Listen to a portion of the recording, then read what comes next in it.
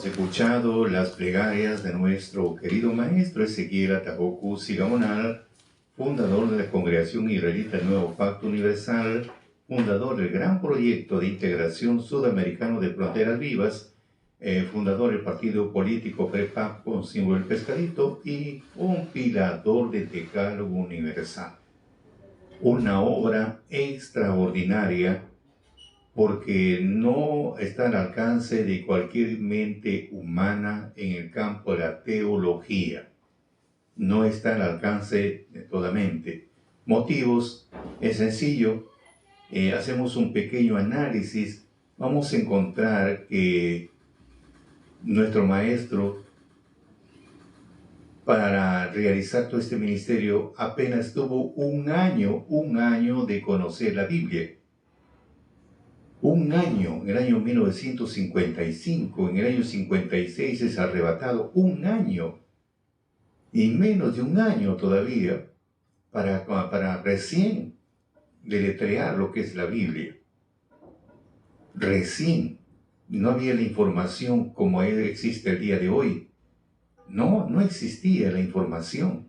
Y además también solamente tenía segundo año de primaria, donde en esa época existía mucho el alfabetismo y para buscar una información, imagínense venir desde la selva, venir acá a la capital para ir a la biblioteca, ahí imagínense.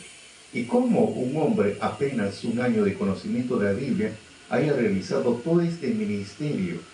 Entonces ya no es algo humano para decir, no, él bueno, lo hizo, pues de acuerdo, pudo entender. No, acá entra obrar la mano de Dios, porque esta es la doctrina, es de Dios que le entregó a él para que nos instruya, nos edifique y también para que realice lo que es la unificación y también la restauración. Dos puntos fundamentales, de los cuales, queridos amigos, continuamos con el desarrollo de este mensaje que él emitió un 27 de agosto de 1983. Un 27 de agosto de 1983, un fin de mes en el distrito de Cieneguilla. Entonces, al realizar este trabajo que estamos viendo, queridos amigos, se realiza lo siguiente, dice así: bueno, una vez más reunidos aquí en la casa de Dios, todos que hemos creído y confirmado la fe de nuestro Señor, dice así, ¿no? Bueno, una vez más reunidos aquí en la casa de Dios, todos los que hemos creído y confirmado la fe de nuestro Señor.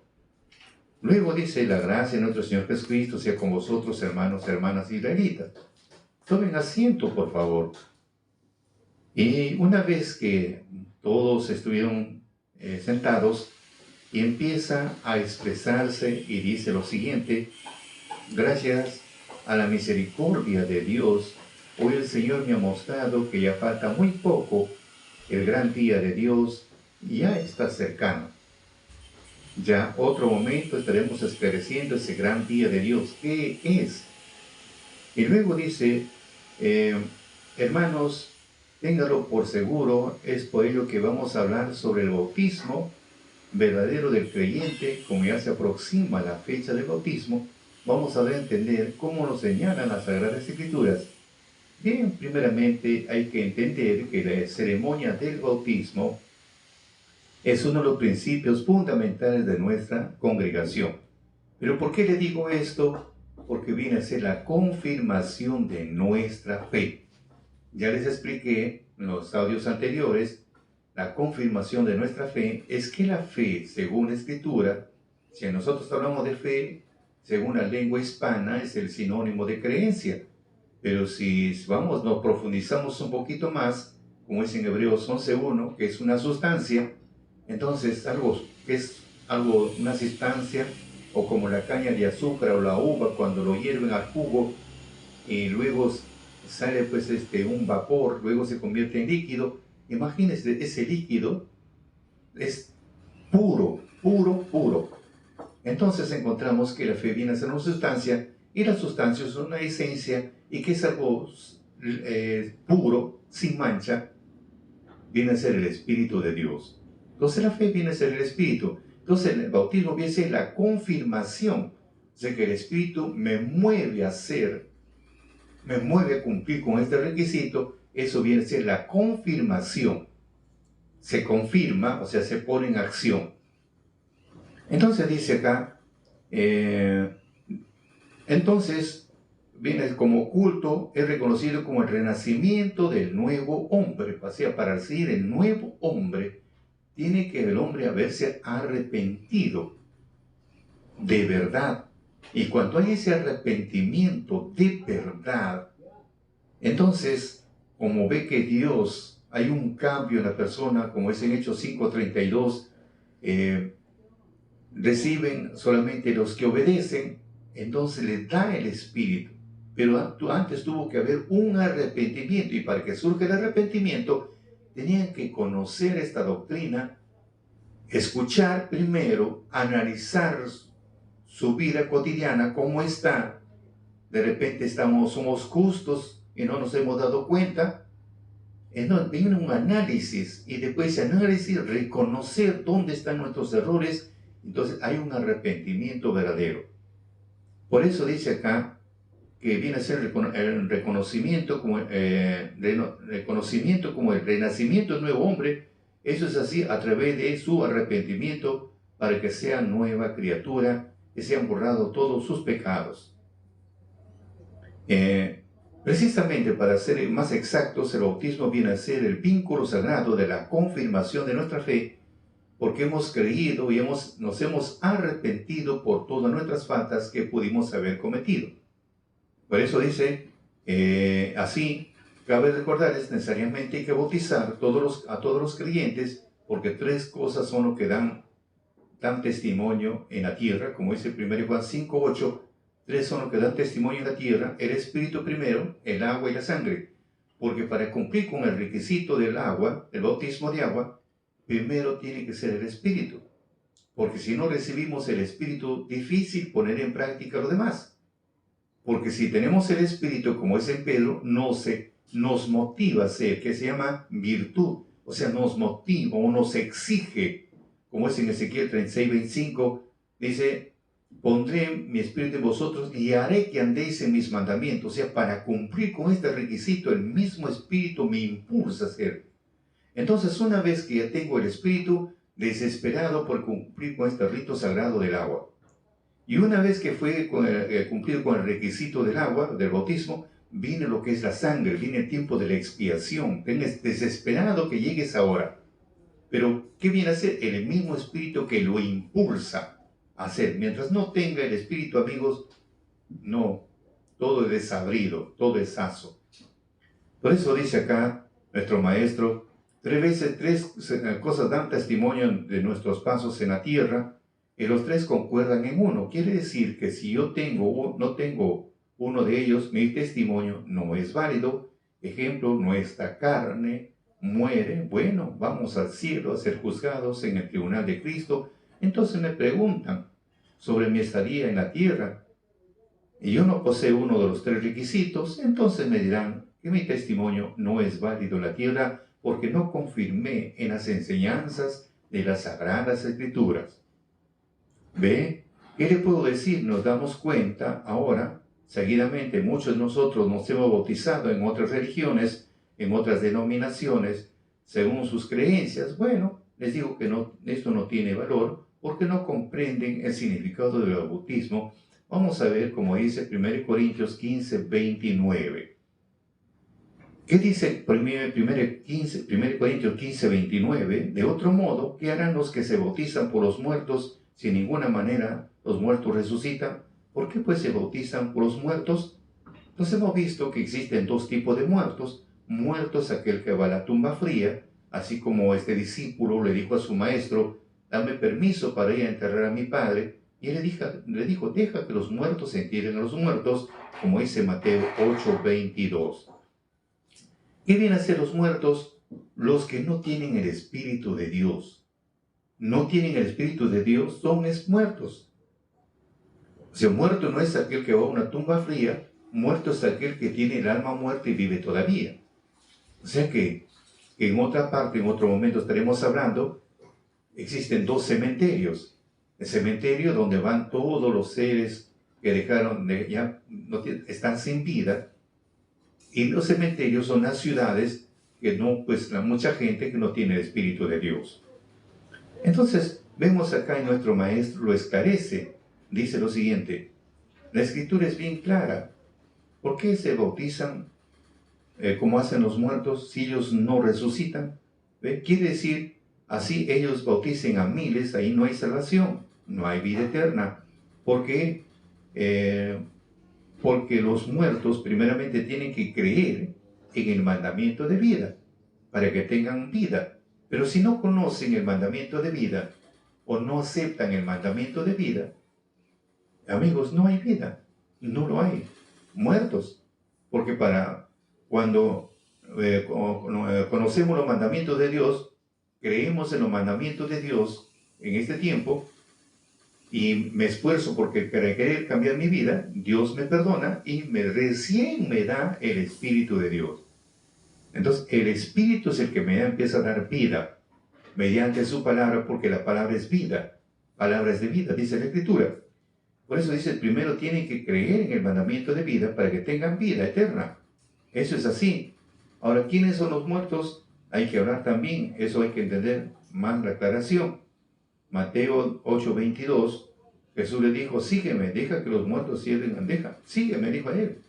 Deja que los muertos entiendan a sus muertos.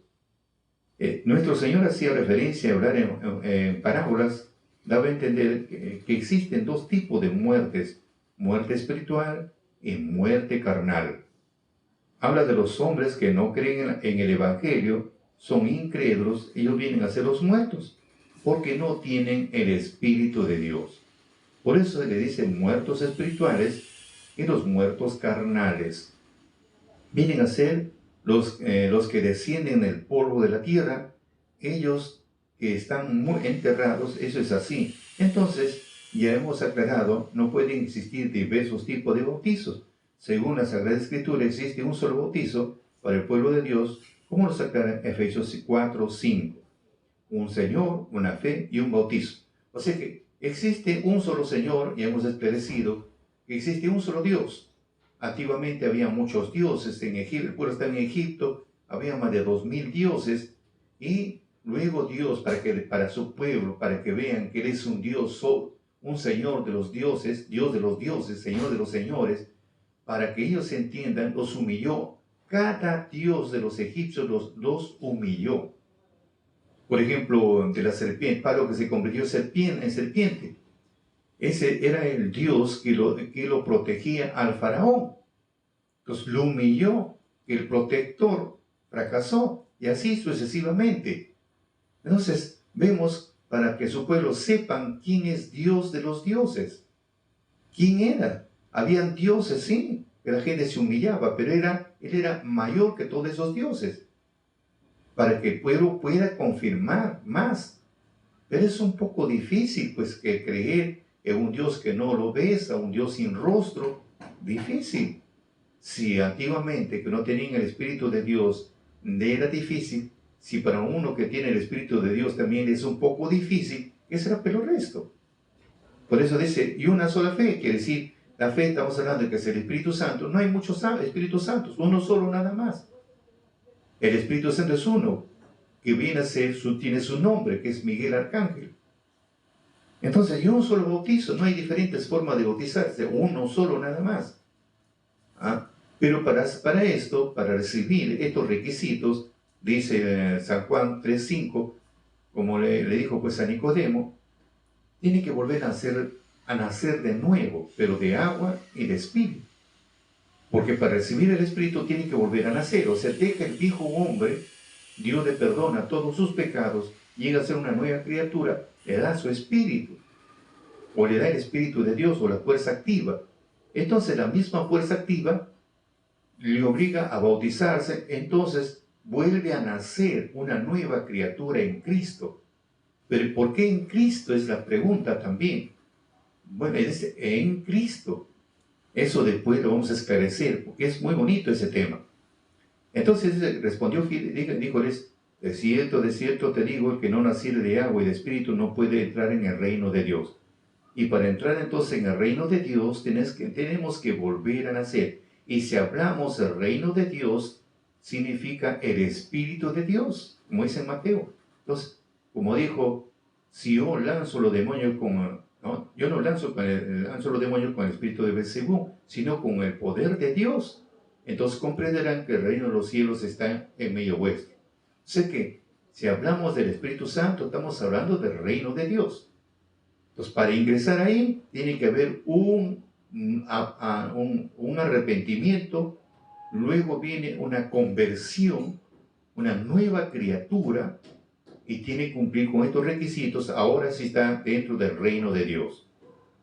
Luego dice nuestro maestro, para entrar en el reino de Dios es necesario bautizarse. Entonces, porque el bautismo viene a ser el nacimiento del nuevo hombre, se bautiza y es nueva criatura para Dios.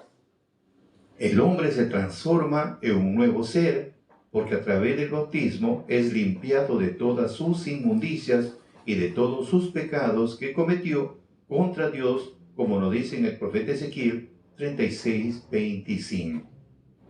¿Qué nos dice según el profeta Ezequiel 36:25? Y esparceré sobre vosotros agua limpia, y seré limpiado de todas vuestras inmundicias, y de todos vuestros ídolos os limpiaré. Ahí nos vamos a centralizar un poquito en esta tarde, porque hay mucho que aprender. Entonces nos centralizamos en este versículo de Ezequiel 36:25, donde dice, esparceré sobre vosotros agua limpia, y seréis limpiados de todas vuestras inmundicias, y de todos vuestros ídolos os limpiaré. Vamos a analizar un poquito del agua limpia, porque si vamos a hablar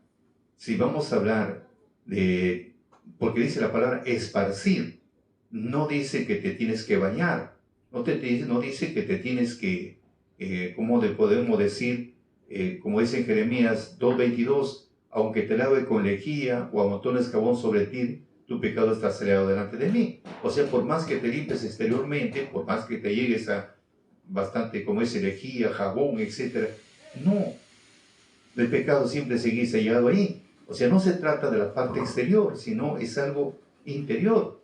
Y si hablamos, dice, esparciré sobre vosotros agua limpia. Esparcir significa así, esparcir. No se trata pues de cantidad, algo figurativo. Pero vamos a entenderlo en dos sentidos. Cuando hablamos agua limpia, agua, estamos hablando pues de lo que consumimos todos los días, que viene a ser H2O. Esa agua, esa es una. Y en el campo espiritual, ¿qué representa esa agua limpia? ¿Qué representa esa agua limpia? Uno vemos el agua que corre por los ríos. Ya, ese es el agua. Pero, y la otra, en el campo espiritual, ¿qué representa esa agua limpia? Vamos a ver que nuestro Señor Jesucristo menciona sobre esa parte que estamos mencionando. Primero vamos a esclarecer el agua limpia. San Juan 7:38 y 39. San Juan 7:38 y 39. Nuestro Mesías dijo, el que cree en mí, como dice la Escritura, ríos de agua viva correrán de mi vientre. Si vamos en forma literal, imagínense cómo puede correr ríos de agua de su vientre. Nada. Sino, él hablaba no de eso, sino hablaba del Espíritu que de él emanaba. Por eso dijo, el Espíritu que habían de recibir, y dijo, del Espíritu que habían de recibir los que creyeren en él, pues aún no habían recibido el Espíritu Santo, porque Jesús no estaba aún glorificado. Entonces dice, ríos de aguas vivas fluían de mi vientre. Ya está hablando, amigos, del Espíritu. ¿Por qué? Porque eres el primero que tenía que recibir el Espíritu, de él empieza a emanar a los demás. Así de simple. Primero él, y después todos los que se allegan a través de él empiezan a recibir también esa fuerza activa. Porque él, para que crean en él, tiene que conocer la doctrina. Si no conocen la doctrina, no pueden conocerlo. Entonces ahí empieza el Espíritu. empieza, que viene a ser esa agua limpia, el Espíritu. Entonces, esa agua limpia es el que empieza a limpiarnos de todas nuestras inmundicias y de todos nuestros ídolos. Ahora, de esa agua limpia, que estamos hablando de que viene el Espíritu Santo, esa agua limpia viene de parte de Dios. No simplemente vino el agua nada más, es igual, hablamos de los ríos, se forman pues en las cordilleras, se forma y va cayendo el agua poco a poco, se va formando el río, se va formando los ríos. También acá en la parte espiritual también existe un inicio. Y un inicio viene a ser la fuente del agua, donde está almacenado. Nos hacemos una imaginación hablamos del Titicaca, muy conocido en el Alto Perú. Me encontramos ahí que tiene el desaguadero, ¿ve? El Titicaca y tiene el desaguadero. Acá es igual. Hablamos, la Escritura te dice que tiene que ser una fuente, es decir, como en este caso un lago o una laguna, y ahí empieza a drenar. Así parecido. Entonces, si hablamos del Espíritu Santo, viene de parte de Dios. Así, según la Escritura, como dice Jeremías 2:13. Porque 2 males ha hecho mi pueblo, dejáronme a mí fuente de agua viva. Entonces, eso viene a ser el agua limpia o agua viva. De él emana de Dios esa fuerza sobrenatural, fuente de agua viva, para acabar, para así cisternas rosas que no detienen agua. O sea, viene a ser el pueblo, antes de acercarse más a Dios, empieza a cavar su propia cisternas rotas que no mantienen agua. Ese es otro problema. Luego dice Jeremías 17:13, oh Jehová, esperanza de Israel, todos los que te dejan serán avergonzados, los que de mí se apartan serán escritos en el polvo, porque dejaron la vena de agua viva. O sea, todo aquel que deja la vena de agua viva, o deja la fuente de agua viva que es Dios, dejas a Dios, amigo, ya es problema de cada uno. Por ejemplo, en otra parte, en Génesis lo llama Edén, su nombre es Edén. Edén lo llama en Génesis, acá fuente de agua viva. En cambio, en Génesis lo llama Edén. Edén. ¿No? Mejor vamos a pasar lectura como una pequeña aclaración lo que estoy mencionando. Edén se le llama en Génesis, capítulo, vamos a ver, capítulo 2, 10. Salía un río de Edén, y salía de Edén un río para regar el huerto, y allí se partía en 4 ramales. De Edén salía un río, como decir, de la fuente, como dice Jeremías, de esa fuente salía un río, y regaba el huerto. Y si vas en la parte espiritual, vas a encontrar que ese huerto, según Isaías, Jeremías, ese huerto viene a ser el hombre. O en Mateo le llama nuestro Señor Jesucristo la viña. Es un hombre, el hombre. Entonces, de Dios, ese Edén, salía un río que de ahí, y regaba el huerto. Estamos hablando, como dice la Escritura, la fuente, se llama, su nombre es Edén. De ahí viene el Espíritu y riega al hombre, viene al hombre. Ese es el punto de entender. Y después les esclarecer cuáles son esos, de ahí serían 4 ramales, que después será en otra oportunidad. Por ahora vamos a centrarnos en lo que estamos mencionando. Entonces, vemos que agua limpia representa, esa agua limpia figurativa, representa en la parte espiritual el Espíritu Santo que viene de Dios, la fuente de Edén viene esa agua y riega al huerto, al hombre, lo riega. Por eso uno, para recibir esa agua, el hombre tiene que arrepentirse, tiene que haber un cambio, y para que se arrepienta tiene que conocer la doctrina de Dios, que es prefijado para estos últimos días, reconocer sus errores, hay un arrepentimiento verdadero, y luego Dios le da su espíritu porque entró al campo de la obediencia, como dice en Hechos 5:32. Entonces, al recibir esa fuerza activa, al recibir el espíritu de Dios, entonces vemos que representa el agua, lo limpia, lo lava a la persona, lo lava. O sea, lo llega a lavar, lo llega pues a sacar todo lo que está.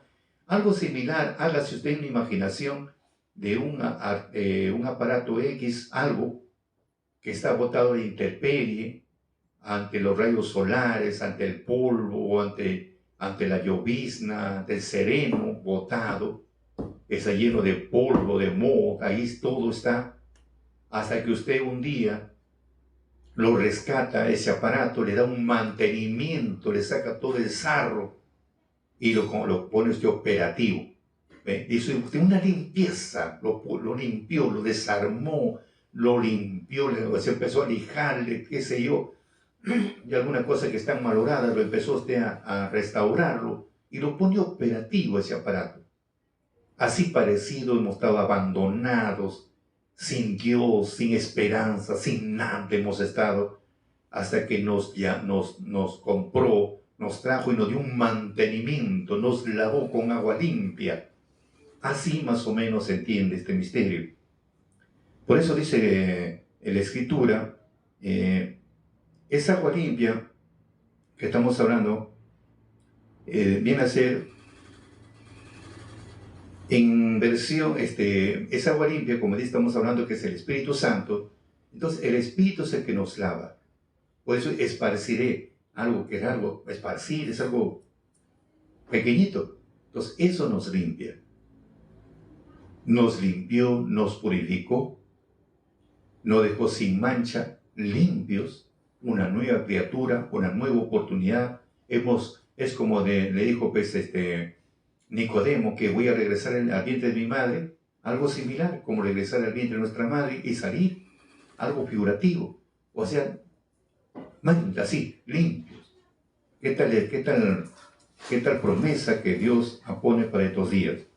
Ahora, luego dice, nos limpia de todas nuestras inmundicias. Vamos a entender esta parte de todas nuestras inmundicias.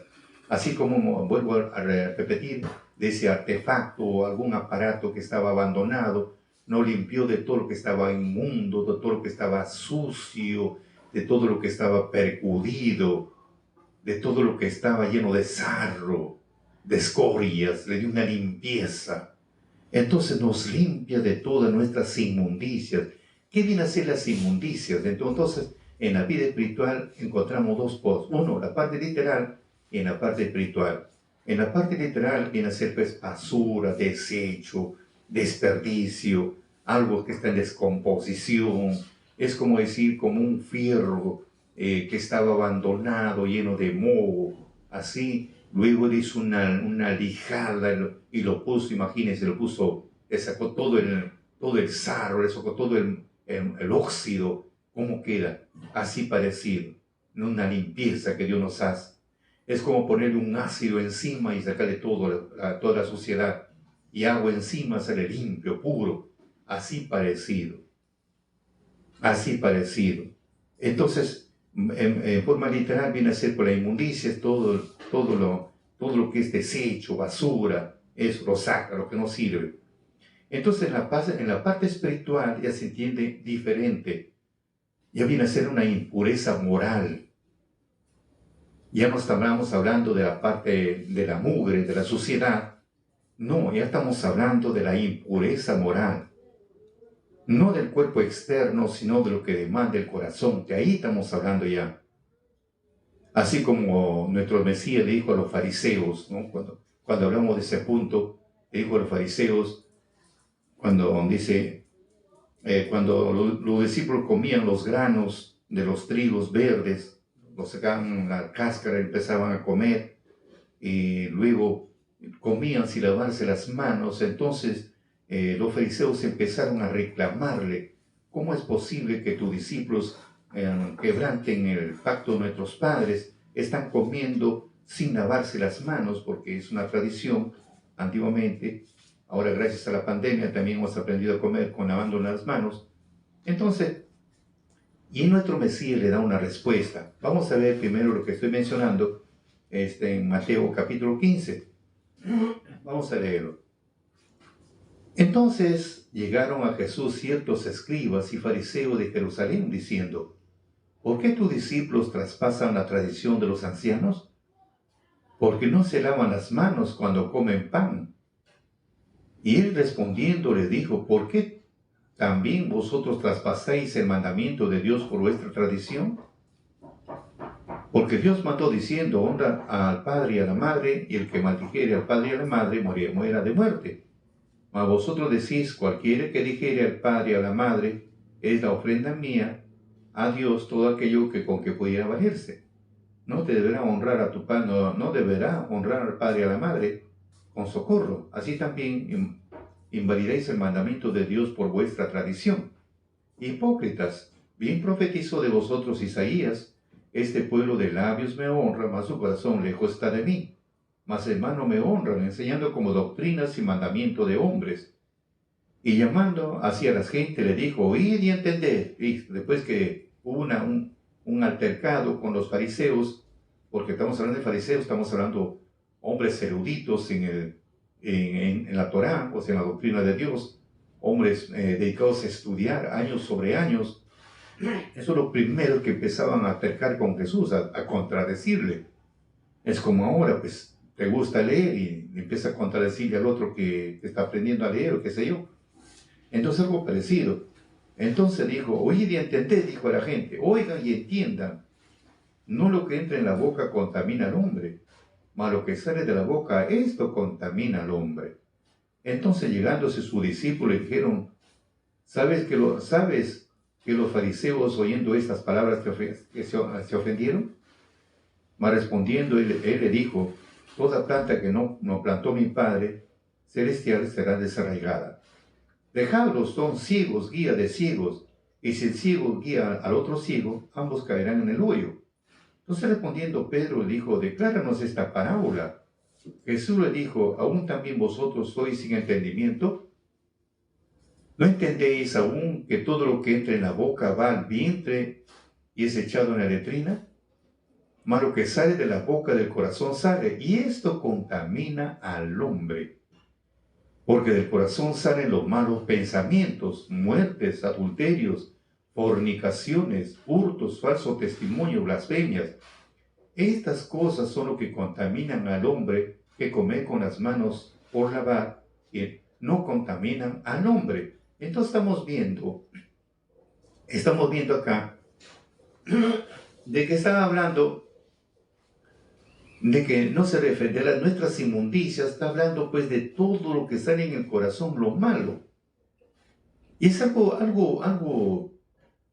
que para muchos es un poquito difícil a veces, pero vamos a entenderlo.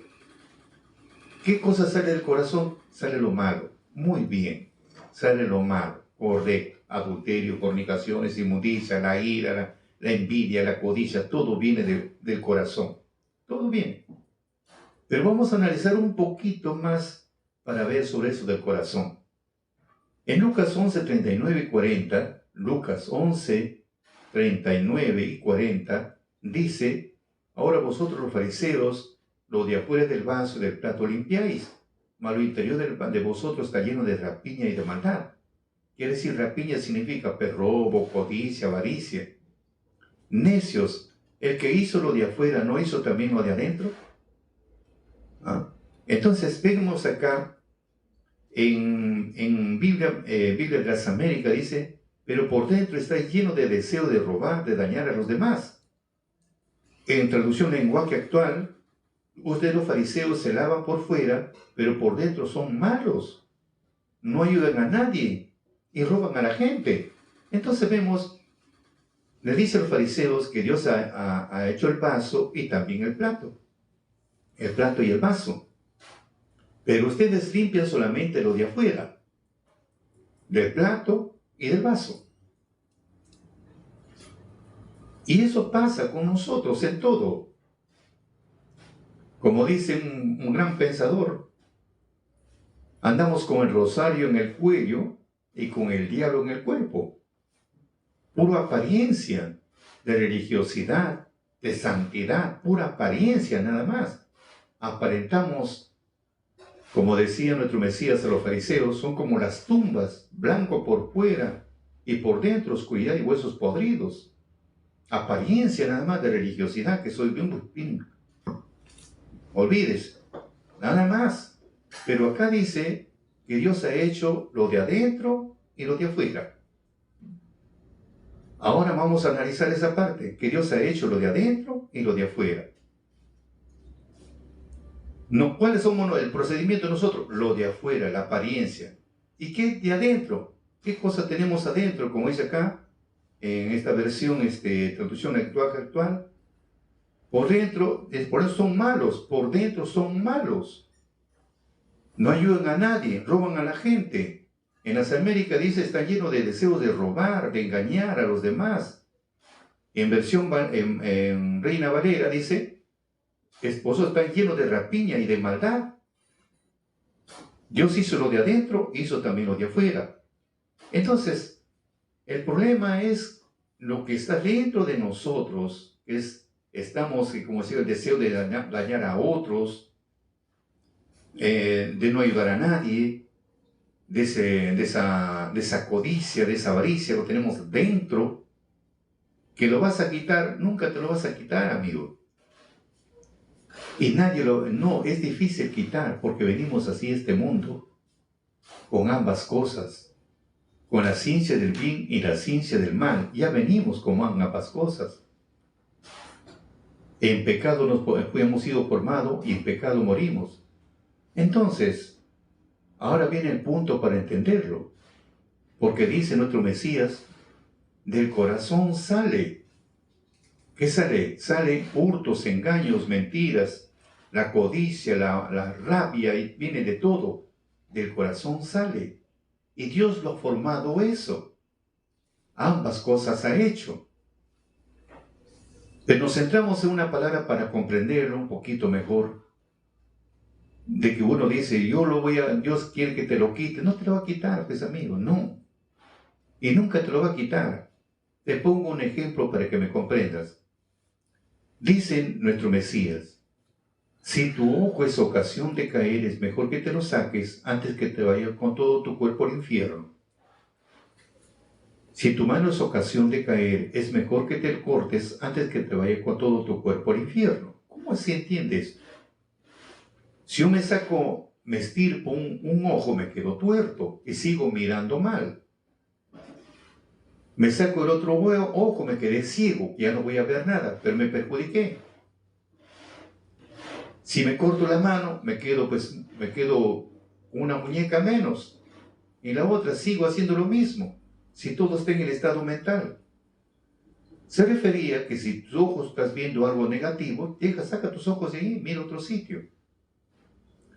Esa es la forma que el apóstol Pablo le llama amortiguar. Que tenemos que amortiguar. Tenemos que desempeñar el papel así como Dios le dijo a Caín. Mejor vamos a pasar al éxodo de Caín para comprenderlo, pues amigos, y estar contentos. Y tratar de ordenar nuestra vida acá. Como vemos en el caso de Caín y Abel, en Génesis en el capítulo 4. Vamos a ver del 5, 6 y 7, para esto, así. A Yahvé le agradó a Abel y su ofrenda, mientras que le desagradó Caín y la suya. Se le desagradó. O sea que le desagradó su conducta de Caín y también su ofrenda. Así dicen los sabios que presentó, dice, de plantas silvestres, ni siquiera de su campo de cultivo. Por eso le desagradó su mezquindad, su egoísmo. En cambio el otro era mucho más sincero. Al ver este desagrado, dice Caín, entonces se enojó mucho y su rostro se descompuso. Y Abel le dijo, ¿por qué te enojas si vas con la cabeza agachada?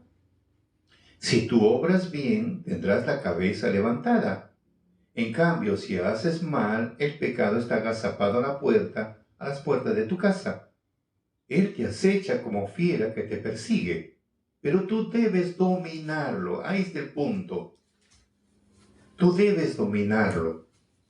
Entonces, ¿qué tenemos que hacer nosotros? dominarlo, adiestrarlo a esa bestia que está dentro de nosotros, a esa fiera salvaje que está dentro de nosotros.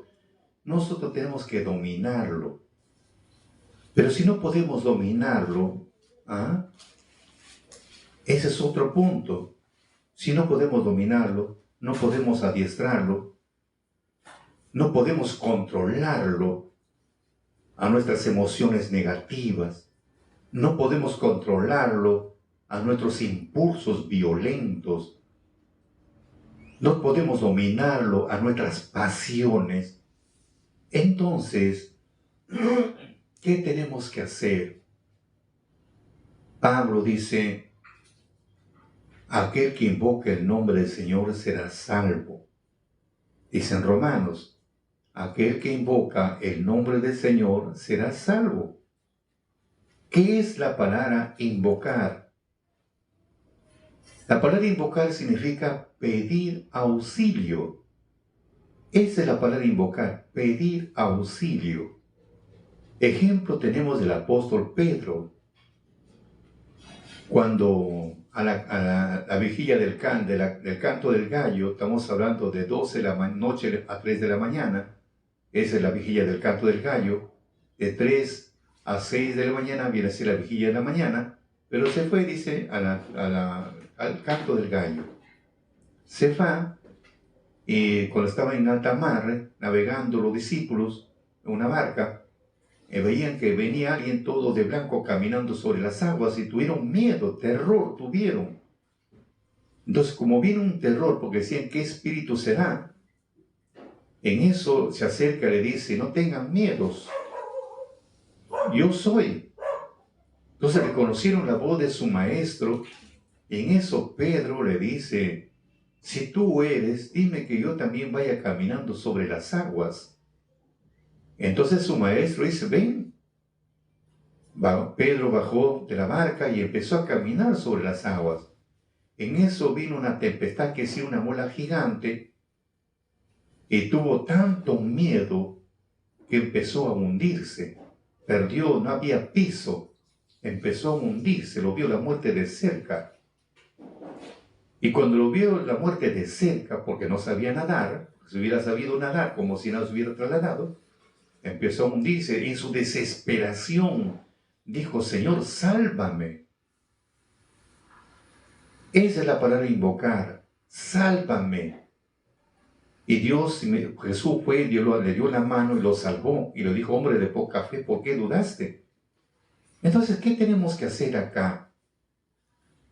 Simplemente, si no puedo dominar mis pasiones, no puedo, no puedo dominar esa ira o esa depresión, no lo puedo dominar, esa emoción negativa.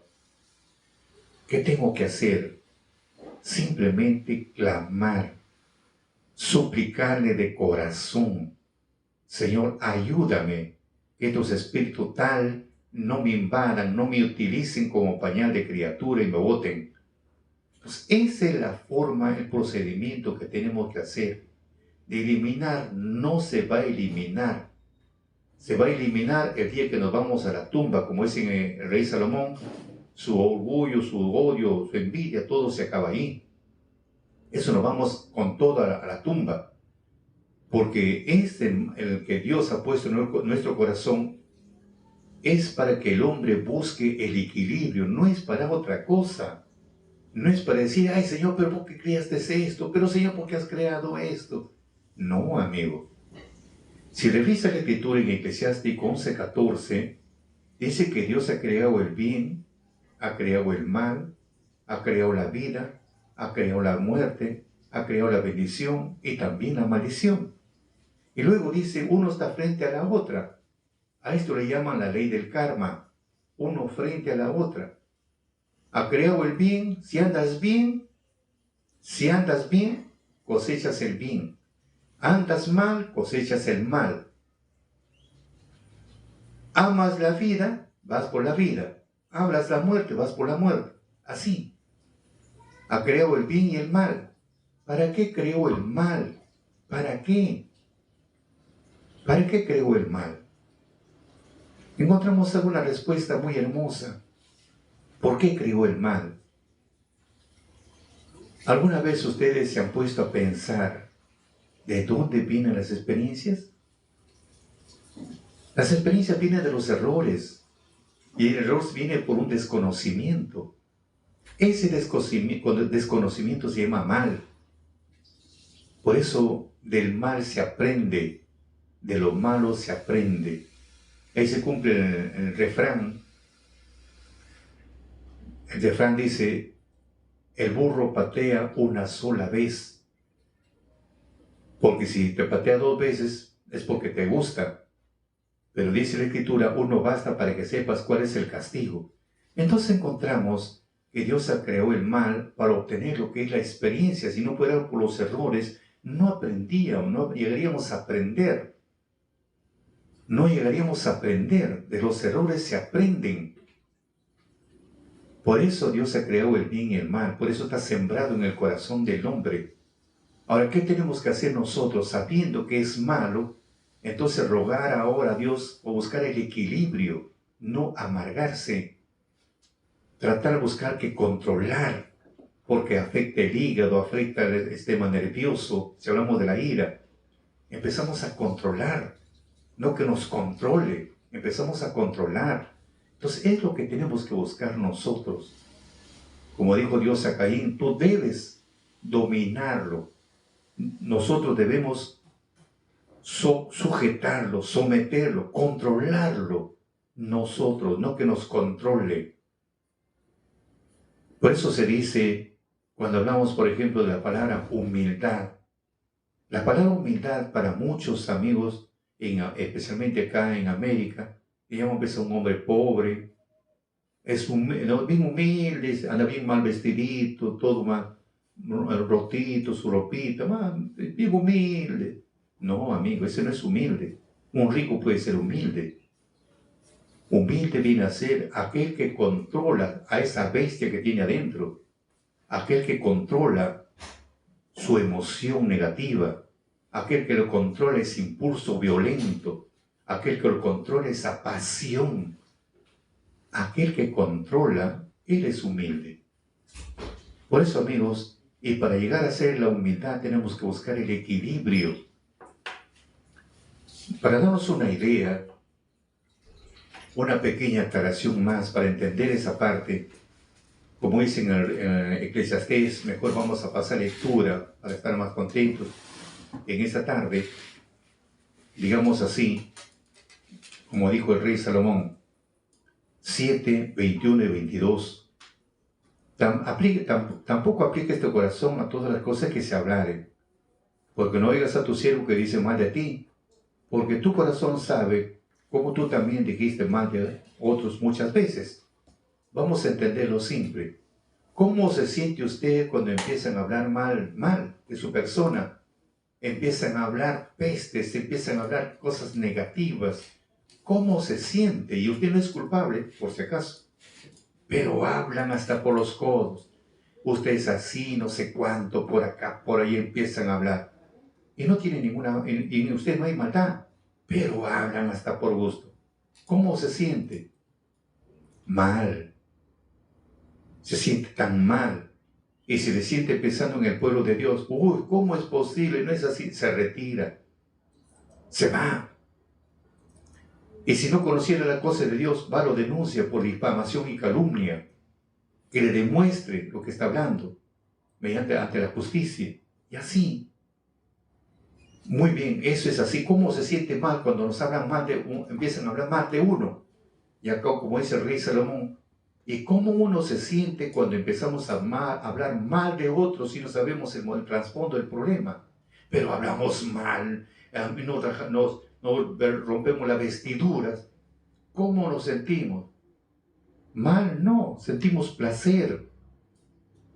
Entonces ahora, si hablan mal de ti y tú también hablas muchas veces de otros, pues ¿por qué te vas a amargar la vida?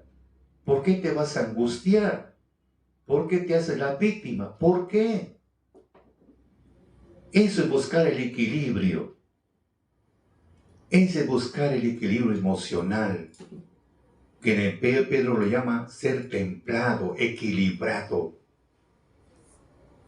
Si no tienes culpa, como dice nuestro maestro, una grabación del año 95, si no hay culpa en ti, así abre la zamba canuta, no hay problema, no hay por qué molestarse. No lo hay. ¿Por qué irritarse? ¿Por qué? Deja que sigan hablando. No te afectan.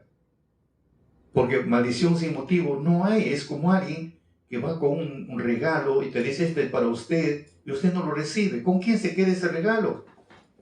El regalo se queda con aquel que le entregó, con aquel que le quiso dar. Con eso se queda su regalo. Entonces, ¿por qué incomodarse? Por eso, amigos, eso estamos hablando, que Dios ha hecho el vaso y el plato, pero ustedes solamente limpian la parte exterior del plato y del vaso. Y lo de adentro, eso no lo limpiamos. La ira, la envidia, la codicia, hablar mal de todo. ¿Por qué no limpiamos eso? Pero no sé, acá en este caso sería cómo frenar todo eso. Pedir a Dios que nos ayude a frenar nuestra lengua. Ahora sí tiene un sentido. Y si no puedo, invoco el nombre de Dios para que me ayude a frenar mi lengua. O como decía en Eclesiástico, Señor, mejor pon una cerradura en mis labios con candado para que no abra. Entonces, eso es, amigos, tenemos que hacer. ¿Ah? Por eso vemos la Escritura, que es tan bonita, tan hermosa. Pablo decía en Efesios 4:29, evite toda clase de conversación dañosa, corrompida, obscena. Por el contrario, que sus palabras contribuyan a la necesaria edificación y sean bendición a quienes escuchen. Nueva versión, Nueva Biblia Viva dice lo siguiente, Efesios 5:4, no digas malas palabras, ni tengas conversaciones tontas, ni hagas chistes groseros. Todo esto está fuera del lugar. En vez de actuar así, sean agradecidos. El lenguaje actual dice, no digan malas palabras, no digan tonterías, ni vulgaridades. Eso no es correcto. Más bien, usen su boca para dar gracias a Dios.